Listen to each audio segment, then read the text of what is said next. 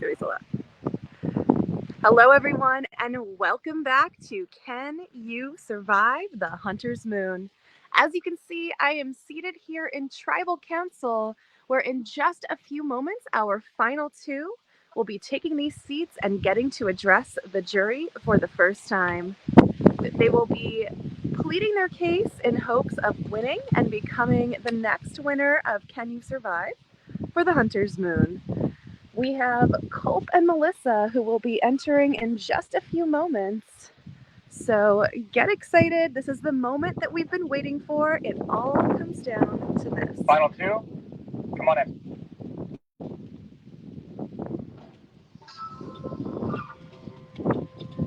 Entering Tribal Council for the final time, we have Culp and Melissa. Let's bring in the members of our jury. Bergen, Tyler, Brianna, Cam, Matt, Brian, Jazzy, Dave, and Taylor voted out at the last tribal council. Culp, Melissa, congratulations. You have made it as far as you can in this game. I hope you took the time that you had to think about how you got here and how you are going to convince these players to give you the title of Sole Survivor. Can you survive Hunter's Moon? Ready, jury? We are ready. All right. You will both get a closing statement. We will start with the jury. Take it away, guys. All right. Bergen here. It's been a while, I'm sure, if you don't remember me. Mayor Ponderosa. The residents of my town have shared a lot of information with me. Just to let you know, we are all still very open. We want you to obviously fight hard in this final tribal council. Give us a lot of insight into your game, answer all the questions that we have, be open and transparent, and have a little fun along the way, right? So I have a question for both of you. I'm going to start with Culp, my day one, minute one, ride or die that I thought. Talk to me a little bit about your strategy with aligning with me through the beginning of the game, but then what was your plan once we got to the merge, and once you knew that my name was kind of out there, what did you do to try and deflect that, or were you okay losing me as a number at that point? Sure. Part of what I felt coming into this game to establish myself early on, foundationally, was to make sure that there was comfortability within whatever tribe I was on. And in order to do that, I really had to understand who I was playing with. And fortunately, that involves a lot of understanding what people's personalities are like and understanding how I could best be an asset from a comfortability standpoint. And when I was paired with you early on, I felt that it was a really, really good connection in terms of how we balanced each other out. We work off laughter. We work off making people feel good.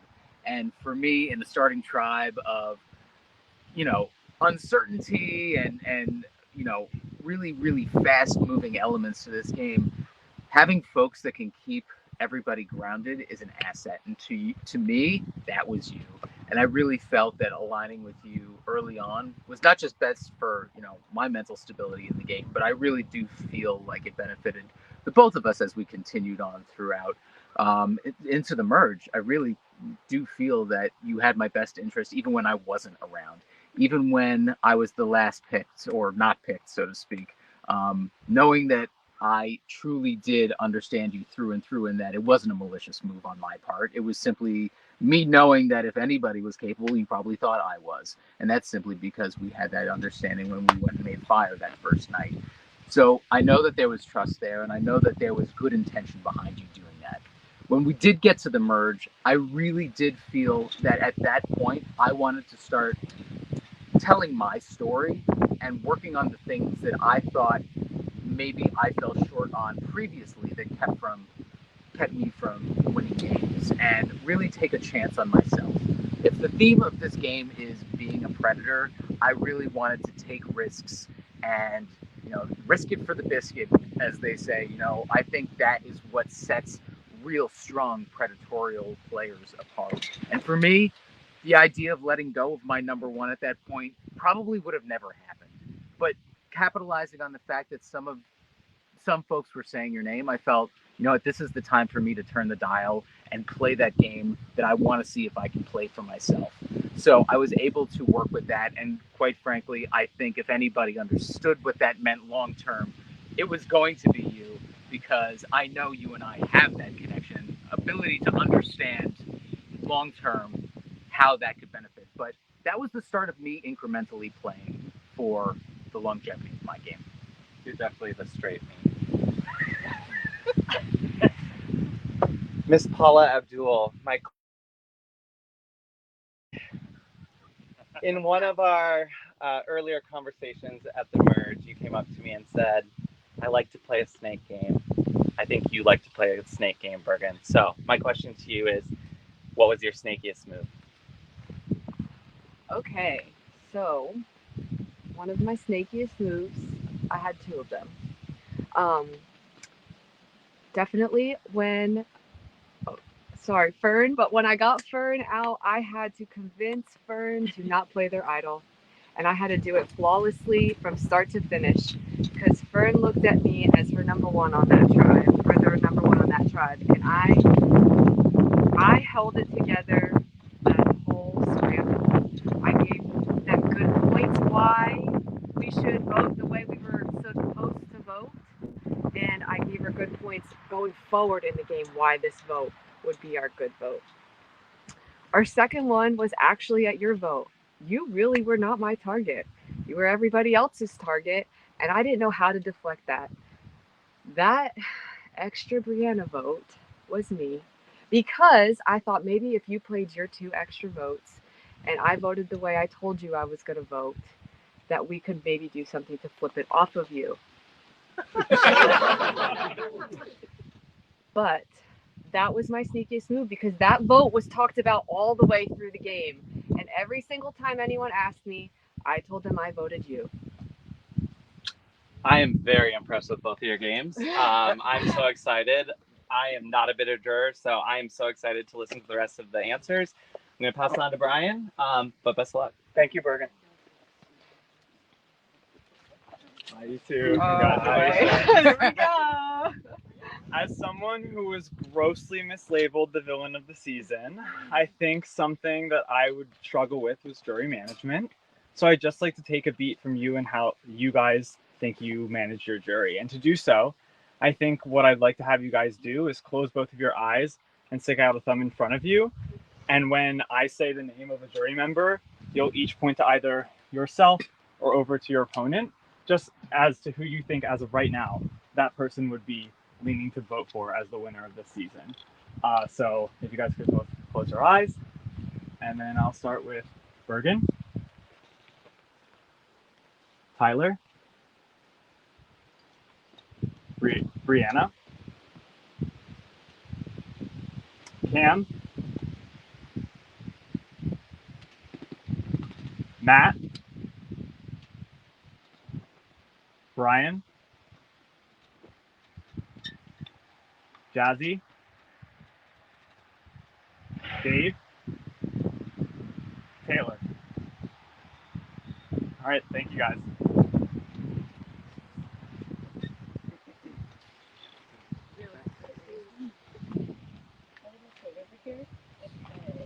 Hi. How you guys doing? Am I clear? All right. So, as a very genuine, authentic rookie of the game, pure rookie, when a rookie comes into the game, someone like me, do you look at them as a vote, as an alliance, as someone easily to manipulate? What was your perspective as having someone like me come into the game, and how you could use me in the ways for your strategy? Yeah, sure. It's for both of you. Okay. Again, part of what I wanted to accomplish in this game was trying to make inroads and do things that I typically would not do in a game. And for me, that involved sort of firing that first shot, making that first move to be strategic, form an alliance, not do as much listening. And for me, that came during the Tanagram competition since we had the time. Realistically, going back and forth and having that ability to connect with you independently on the run back and forth, I was telling you, I thought you and I were pretty tight together as well. And in that moment, I was able to get from you the same feeling because I saw in you a practicality of what was in front of you, a realism of who it is you are and how you view other people. We had a lot of time to sort of talk to each other before that challenge. And even from that moment, you were very genuine. And I always value that in somebody that I want to work alongside. Being able to tie that to somebody like Bergen as well, we were able to create that relationship early on. So from the get-go, it was the three of us until it couldn't be the three of us. And I stuck with that, and I wanted to make sure that that relationship was something that I had a hand in creating early on. And quite frankly, I do think that even apart, we were strong and we kept each other really, really informed along the way because of that first initial interaction. So for me, you were always viewed as an asset until I had to make that move and advocate for you to be gone as well, because that put me in a position where I could be, the lamb being led to slaughter and utilized as necessary, coming off of, not being picked and all sorts of poo-poo type of environments. Mm-hmm. And then for you, Melissa? So, to answer your question first, I will say this every time I enter another game. I don't really look at people at their status level of how many LRGs they've played. Are they a rookie? Have they won LRGs? That's not really something that I go into a game looking for and looking to target, looking to manipulate, looking to um, make the benefit for myself. I really go into these games and I find people I can bounce ideas off of and they're bouncing them back to me. Now, if you're a rookie and I'm bouncing ideas off of you and they're not bouncing back to me, I probably would utilize you as a vote for a good while or as long as I can. In our case, if me and you got together a little bit earlier, I feel like you are well beyond a rookie. You are very well spoken. You knew what you were doing, and you had a very accurate read. And I didn't even get to you until merge. So I think putting the rookie label on anybody and then having someone like you come into a game would be doing myself a disservice. So that's like a rounded answer for all of it. Thank you. Good luck to both of you. Thank you. Hello. Congratulations. Both of you guys played great games, and I'm excited to vote for one of you. So, in this game, everyone comes in and throughout wants to be perceived in a certain way that benefits them to get them to the end. How did both of you control your perceptions and craft a narrative for your game, and how did that change as you went along? For me to go first? Yeah, sure. Or either way. So coming into this game, I had set a few goals for myself. I have played 2 other games before. I made mistakes in both of them, and I saw there was a lot of room for me to grow. And coming into this game, one of the bigger things for me that I knew is making big moves makes you a target very quickly. I played so under the radar this whole game that I was very easily undetected. What I did for most of the game is I was a shark, bobbing and weaving, but was still able to keep my fin above water. I planted at merge when it was a bloodbath and the big dogs were going against each other. I sprinkled little seeds of deception all over the field to make other people look way more threatening than myself. That was the only way with this big of a cast, this big of players of a cast, that I felt I was going to be able to get myself to the end and really prove my case. For me, coming into this game, I don't mean to, sound very similar, but it is true. I have played 2 games before. I have made mistakes. I have come this close to, being the sole survivor too. And a part of some of those flaws involved me being a little lighthearted, a little too lighthearted, or a little less aggressive at times. So for me, I wanted to make sure that for myself, I was telling a rolling story. I don't think every predator is born a predator. They start off small. They have to learn. They have to trip over themselves. They have to get beat up a few times to understand what they're capable of in the long term. So for me, always being that little guy, I always felt that I had to rise up to the occasion. So what I wanted to be able to do was incrementally make my game a little bit better, a little bit more threatening, but take the take the edge off when I needed to. There were times when I was not on the radar at all. And then there were times when, unfortunately, the color of my shirt made me an easy target and an easy option.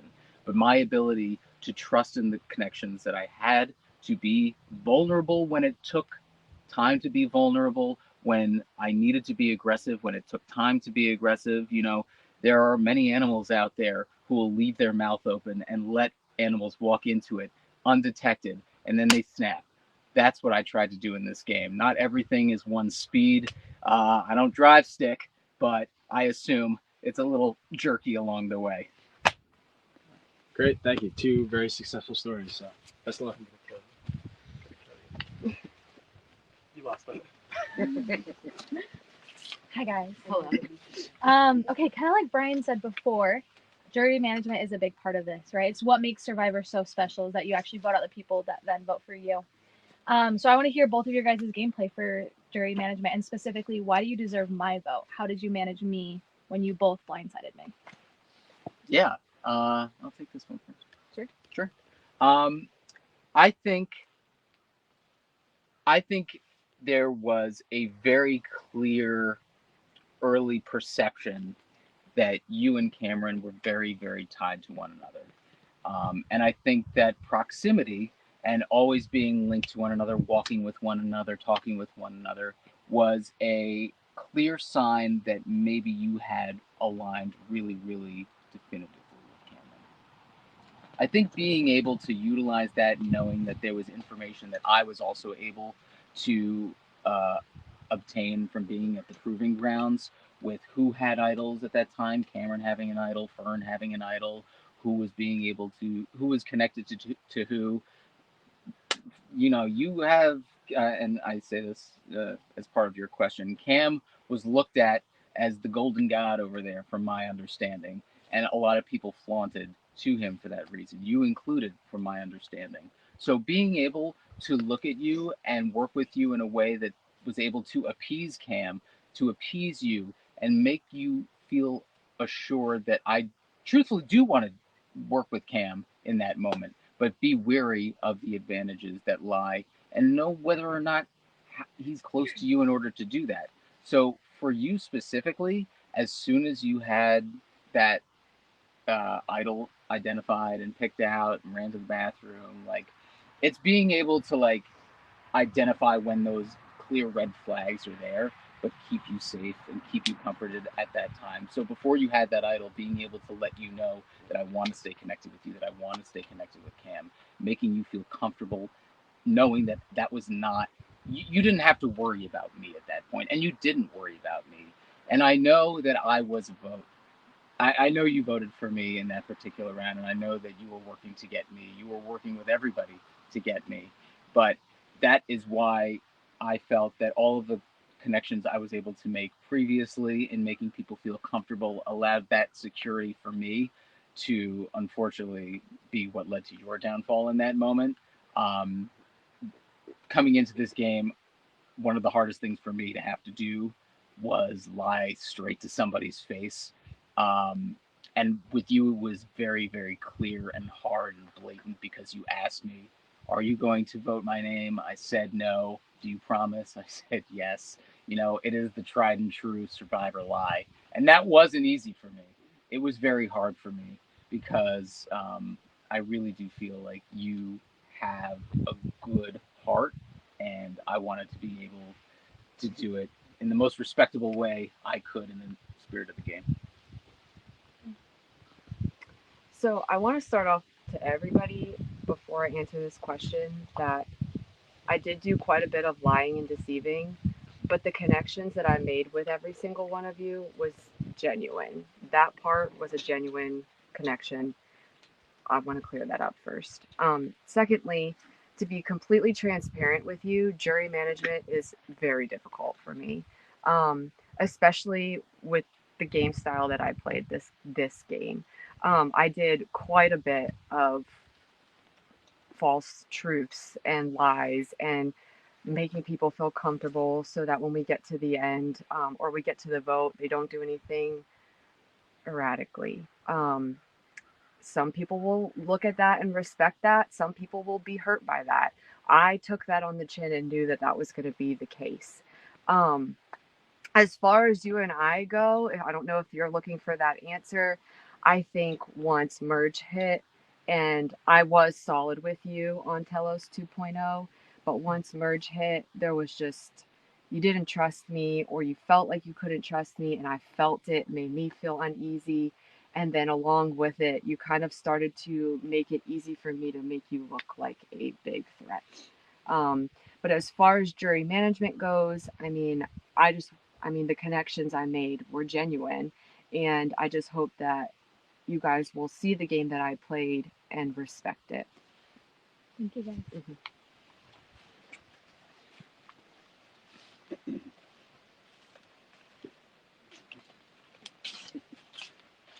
Hello, friends. Hi.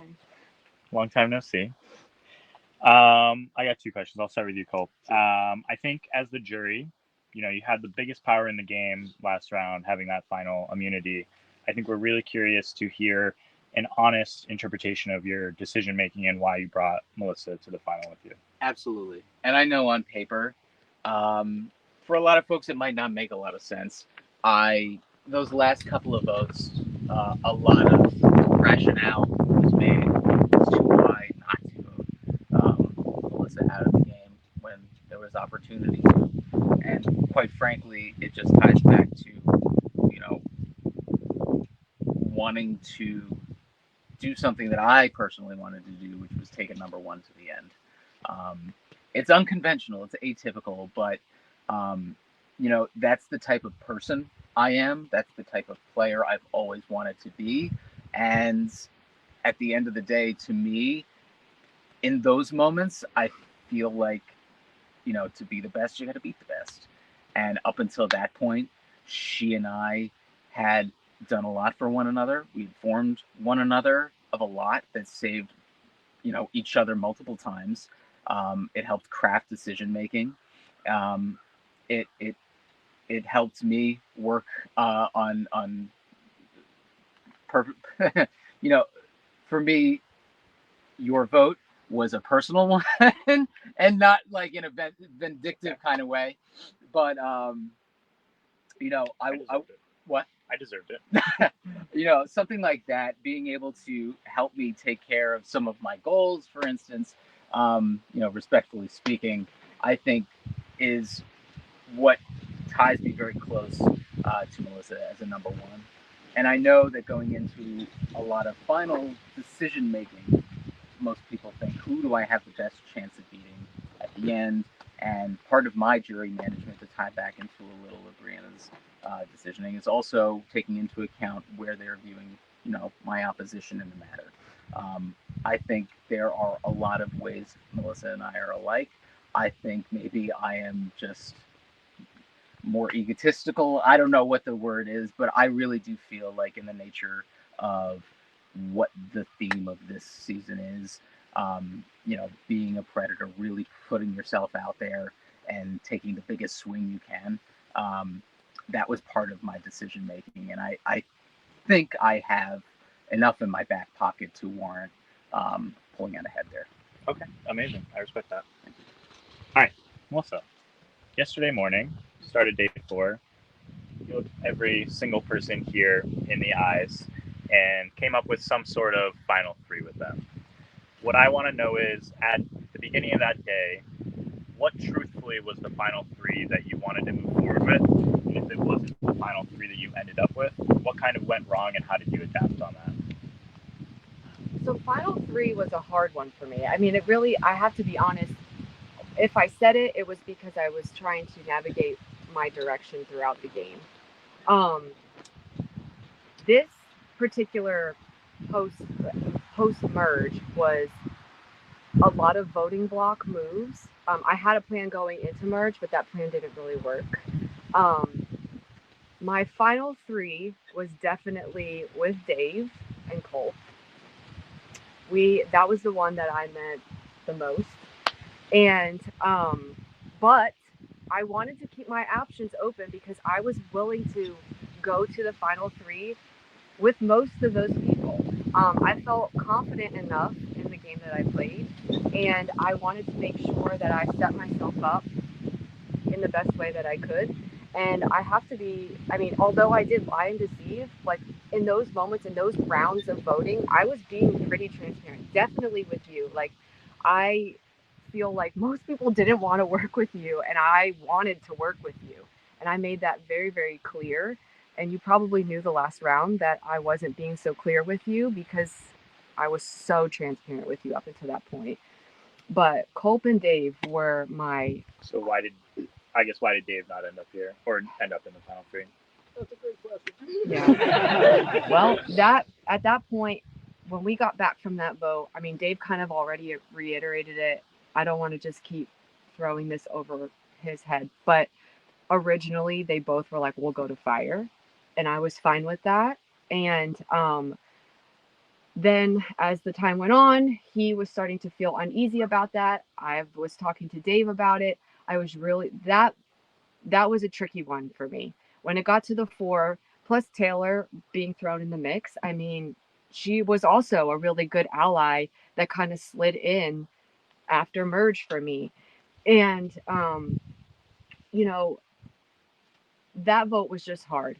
After talking things through with Dave, I started to see that it was probably better off for me to try to get to the end with Colt. Okay. For my game. Perfect. Thank you both. Good luck.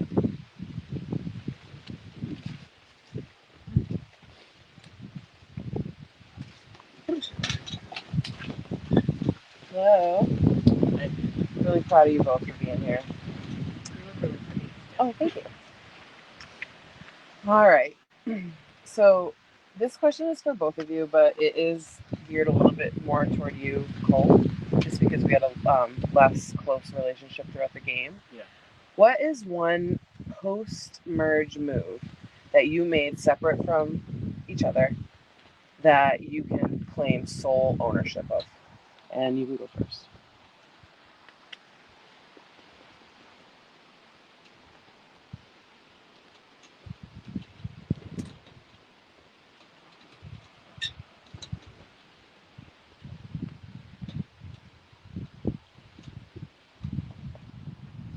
I think that a microcosm of how I played this game could be captured with Matt's vote out. And it's not like a thing that happened in the moment. It's something that developed on the new Cutler tribe right before we ended up merging. Being able to spend time with Matt, really understand where his head was, identify how he took in information as a person, and really connect with him on a straightforward, eye to eye kind of here's what it is level, allowed me to understand his proximity to Cam. Knowing that Cam was somebody later in the game that I was looking forward to linking up with, I wanted to make sure that in order to get to Cam, I had that opportunity to get with Matt very, very closely. That involved becoming very, very close with Dave. That involved informing Matt on every vote that was taking place, whether or not it was Tyler or Brianna or Cam himself, giving Matt that opportunity to trust in me to the point where I could say, Matt, you make the decision. Who do you want to go with here? And you know what? Matt decided to go with Cam that round. Wonderful. Didn't have to worry about it. But by the time it came around to Matt being out, that was when Matt was feeling very confident, I think. And I really do feel that my ability to sort of nurture that confidence along the way when he was throwing my name out really ended up saving me in the long run, because at the end of the day, I only saw his vote for me and everything else was sort of dogpiled his way. And I really feel that I put in a lot of work early on to make sure that something like that did not happen for me. So Thank you. So, my move, I've already kind of talked a little bit about it, and I don't want to just keep beating on you, Brianna, but my move didn't happen in one round. I was like planting the seeds leading up to the round, but I knew that if I painted her as a bigger target, I would kind of fall a little bit more in the shadows. If I could push for her to go, that would leave Cam and Taylor without a really close ally, and where would they turn? Hopefully to me. That's what I was hoping for. It did seem to kind of work that way. And I know that we all had to vote it out. Not one person had to vote it out, but I planted those little seeds every conversation I had, and I feel like I had a really big hand in that turn of events. Awesome. Thank you. Good luck, both of you. Thank you.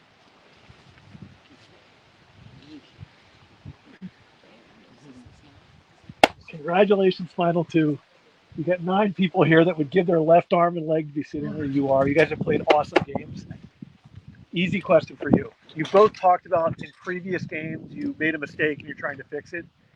You guys have played phenomenal games, but looking back at the game, give me the biggest mistake you made in this game. Why don't you go first? second guessing myself on the decision with you. I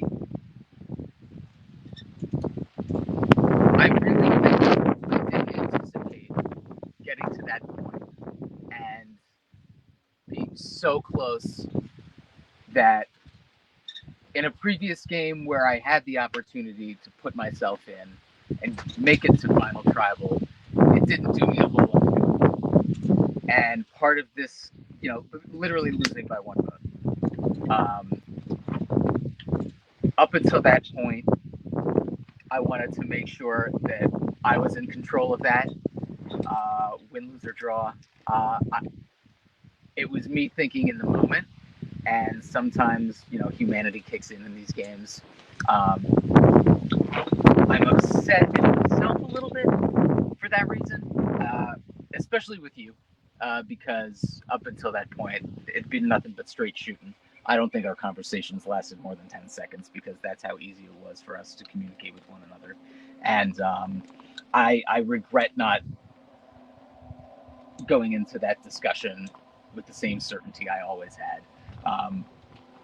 Will it cost me a vote? I'm not sure, and that to me is a very, very regrettable part of my game. Well, one of my biggest regrets is not writing Pagong on that chalkboard. But I will live with that for the rest of my life, so don't worry, because that will hang over my head. But I have 2. I'll touch on this briefly, but I honestly think, Brian, I made a mistake in the beginning. I want to cry. Voting you out, because I think that, long term, he was a really good ally. I don't know how the game would have turned at that point, but I do regret that. Give me a second. And then Bergen, I wish I would have fought harder. I wish I would have had more conversations. I'm crying now, so just let it happen. But I wish I had more conversations with more people, because I think that we could have made that vote happen. I really do. But aside from that, Pagong is my. Thank you. Good luck. Thank you. Thank you. Hi. Y'all miss me. Congratulations. You should be both very proud of where you are. Bree, we've made it through. So, my question to you, on the opposite of Dave, give me one moment in this game that you are very proud of. A moment that you're going to take away and just, be happy that you were able to be a part of it, do it. Doesn't have to be a move, just something that jumped out to you during this game. My feet are a true gift, and I won 2 immunity necklaces with my feet. And honestly, even though I found that idol in front of every single one of you, it still got me here. So I'm just really proud of myself. And I'm proud of myself. I'm proud of the game I played. And those are probably my shining moments.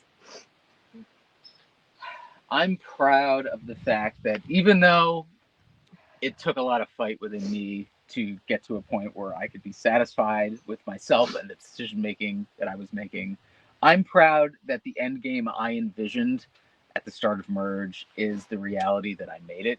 It proves to me that I can fight for the decisions that I want to be made. I could put myself in vulnerable positions. I can make myself uncomfortable, have difficult conversations, and hopefully continue to develop real relationships that understand at the end of the day it's out of love, it's out of respect, and it's out of fun because I had the most fun anybody could possibly understand. Just girthy amount of fun for the trouble.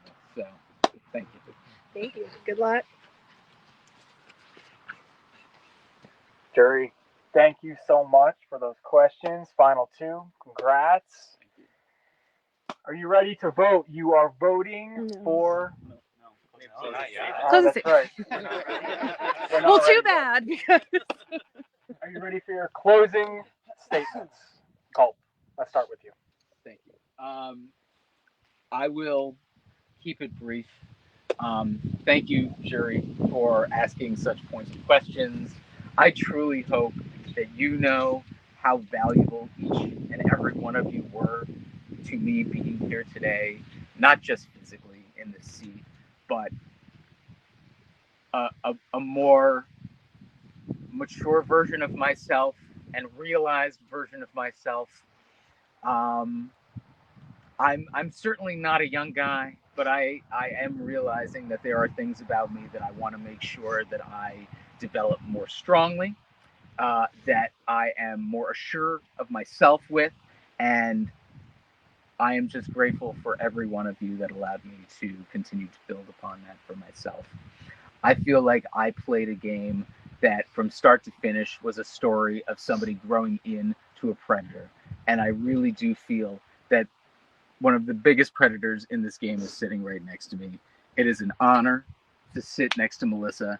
She is a phenomenal player, a phenomenal ally, a phenomenal foe. She's everything all wrapped up in one. And I'm grateful to just be here with this group of people. And at the end of the day, I really do think that I have what it takes to be the ultimate predator here.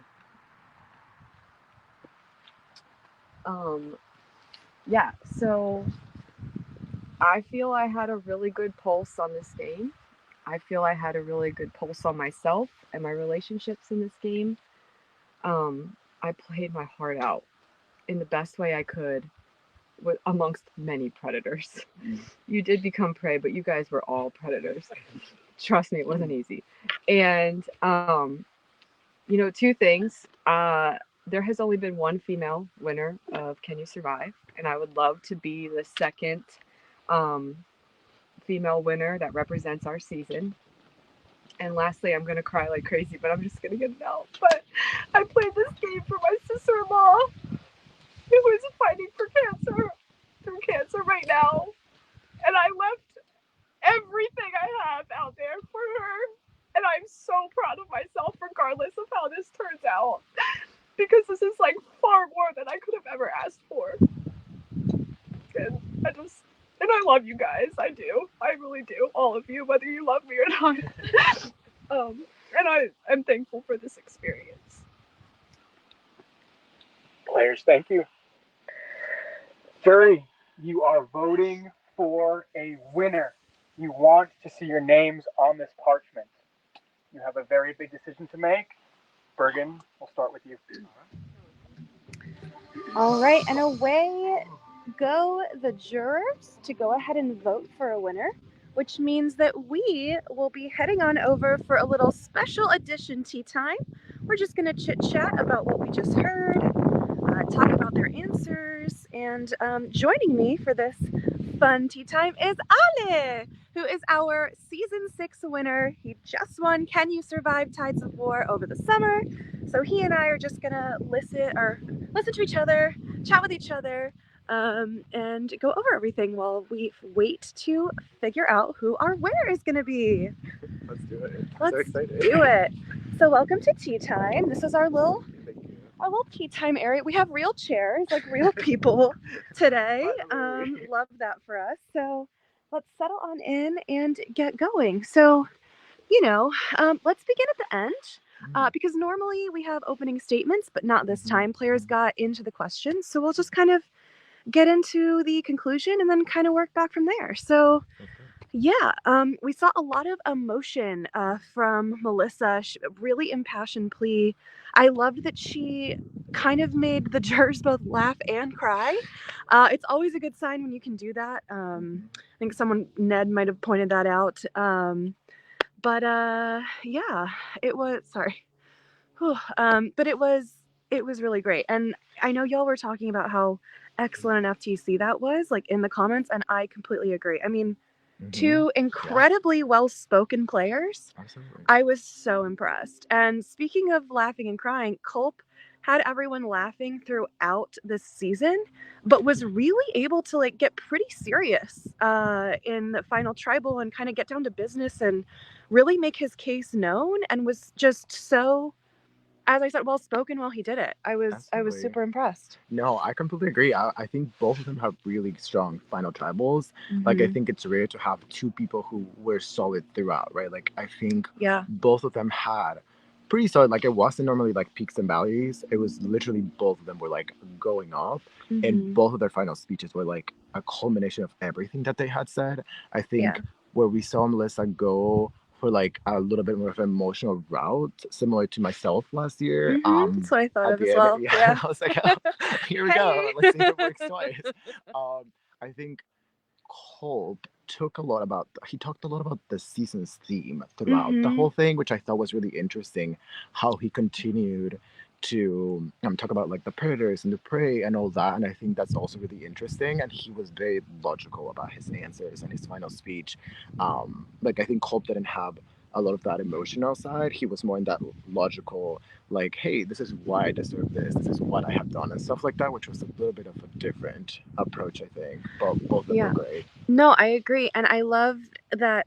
So early on, Melissa was asked, actually a couple, I mean, they were both asked a couple questions about jury management. Brian had an interesting thing with the fingers and being like, it to me, it was less jury management and more like, whose vote do you have on the jury? And obviously not all of them were correct, because a lot of times they were pointing at themselves. So, and that can't be true. And then Brianna's question about jury management as well. And we heard,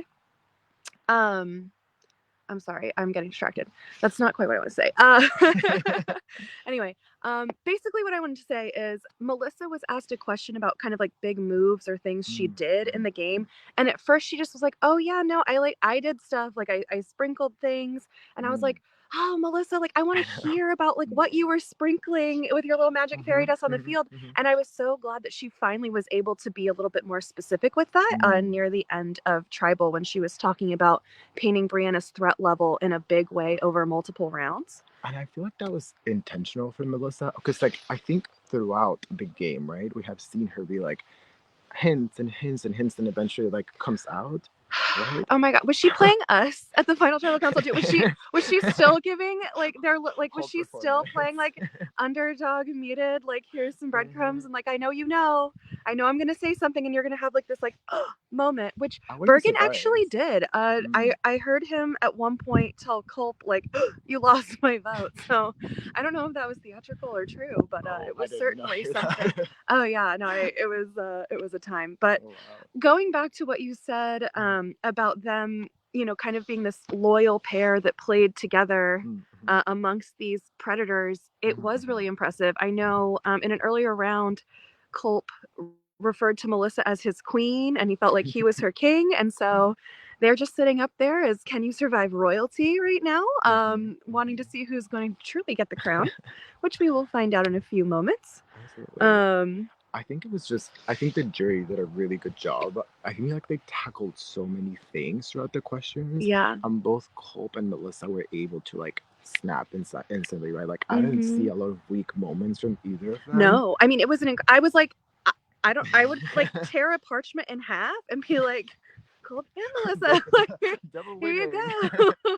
Because wow, although Culp did really super kind of endorse Melissa at the end there, used some of his last few words and impressions to the jury to actually pump up Melissa and her game, which is a unique approach. I think it's really cool that as two close allies, they both really chose to be respectful of each other. You could see it kind of even in the answering the questions order. They would kind of turn to each other and be like, hey, like, I can take this one. Like, do you want that one? It was a very respectful and congenial final tribal. And so you could tell they literally have been working together since day one, since like the tangram puzzle where they were like at the station for 2 hours in the dark and had a lot of time to chit chat and like give their first impressions about the amazing race and about people. And so it was cool that Melissa referred to herself as a shark, like lying in wait. And I think they both were kind of like sharkily doing their things and just, waiting. And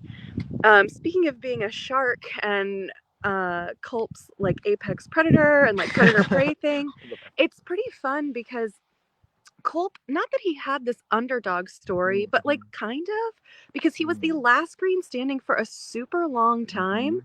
Bergen and Tyler being the first two members of the jury, and then he was the only original Machias for the rest of the game. Constantly kind of either in the middle or on the bottom and didn't have that guaranteed people, and actually also had to spend the night in the hunting grounds completely by himself. So I was super impressed with his ability to kind of recover from that. I think a lot of lesser players might have just been like out of luck. But he obviously is such a personality and really got along with so much of the cast that he was able to kind of seamlessly integrate.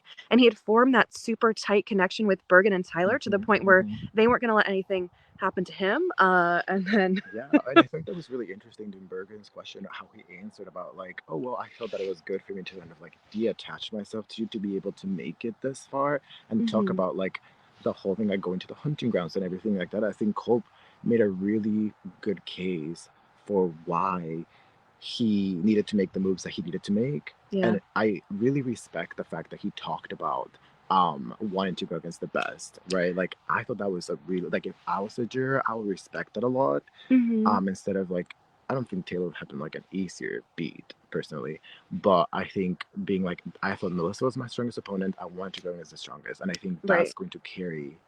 And I think, again, Culp being with her the whole time, he knows what she's done. Like, he's aware of her game.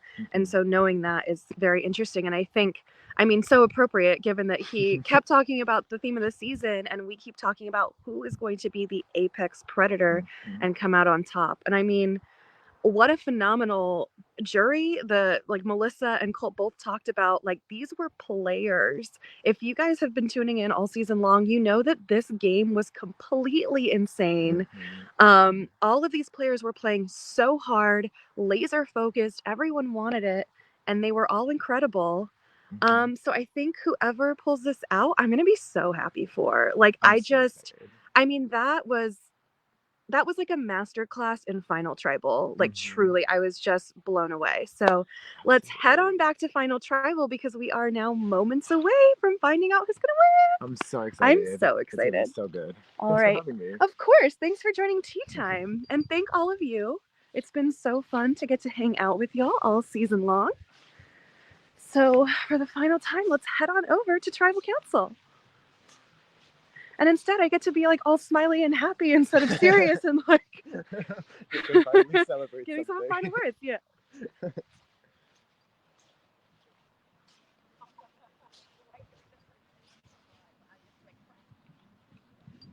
right.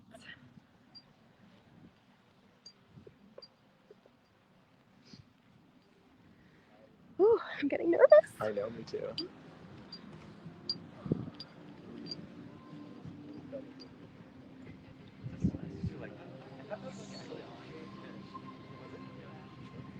All right, we are back at Final Tribal Council with Melissa and Culp. Jessica, Butters, I love you. I'll call you as soon as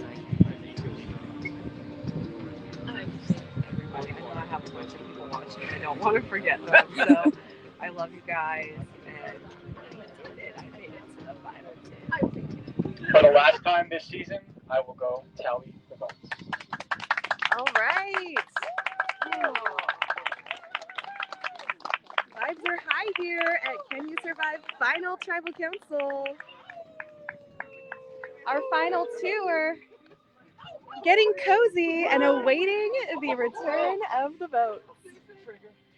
With some wolf howls in the background. That's why I was laughing so much.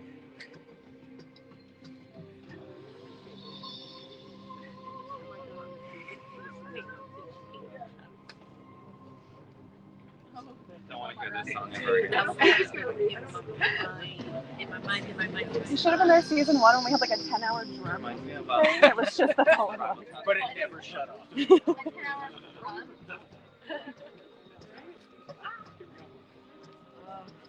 All right, and in comes our host, Alan, with the votes.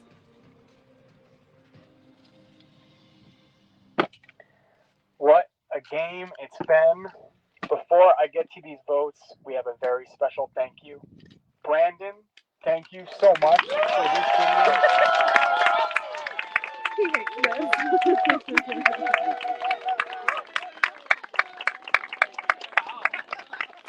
Thank you for creating this for all. On to the players. Thank you, everybody, for playing. We do this for you guys. Thank you for taking the time out of your days, your busy schedules, and your lives to come and do this crazy stuff that we. So, what do you think? Should we find out who our winner is? Yeah! I'll get to the vote. First vote, Melissa. Second vote, Cole.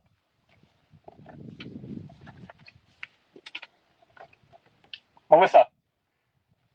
2 votes, Melissa. 1 vote, Cole. Melissa. That's 3 votes, Melissa. Melissa. That is 4 votes, Melissa.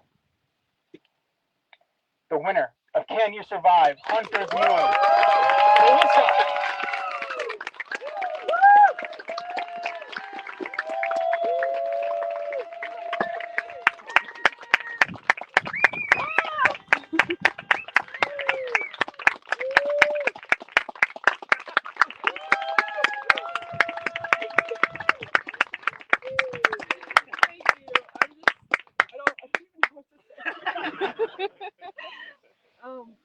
Thank you.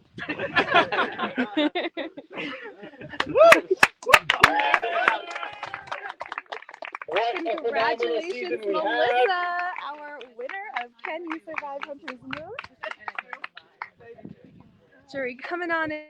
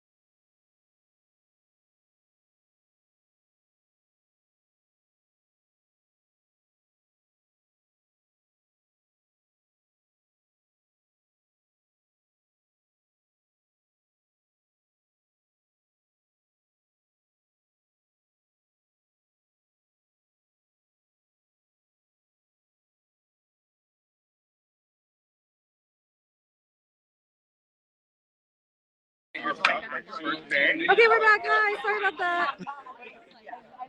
Classic this. At least we got to see the winner.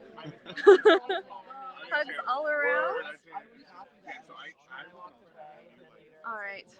Shall we go to our talk? We shall. All right, come on, viewers. Let's come hang out with me and Brandon. Wow, what an incredible season. So much And fun. an incredible winner. Yes. I It was mean, incredible final insane. tribal council performance from both of them.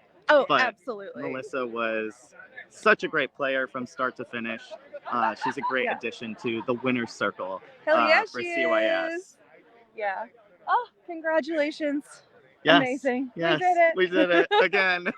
All right, so that's a wrap for us for Can You Survive Hunter's Moon as well as 2024. We will be coming back to you in 2025. Yes. Thank you so much for tuning in. We appreciate you. And I think we should go celebrate. Yeah. What do you We'll think? see you next year. See you next year, everyone. Bye.